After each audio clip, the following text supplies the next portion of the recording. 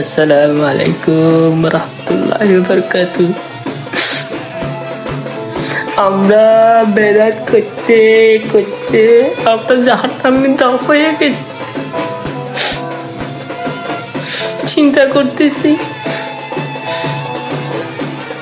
এদের কাছে গিয়ে বকতেও যদি আল্লাহ পাক এদের উসিলায় যদি জান্নাতের টিকিটটা আমাদেরকে দেয়, বেহেশতে যামু। কারণ সুন্নিরা তো মাজারে গিয়ে পূজা করে, এরা বেহেশতে পাইতো না।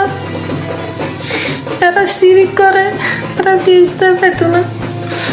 আপনারা সবাই আমাদের এই ভিডিওর মধ্যে যাদেরকে দেখতেছেন এদের কাছে আসেন, জান্নাতের টিকিট নিয়ে যান। জান্নাতের টিকিট দিচ্ছে আমার ভাইয়ারা কত সুন্দর করে।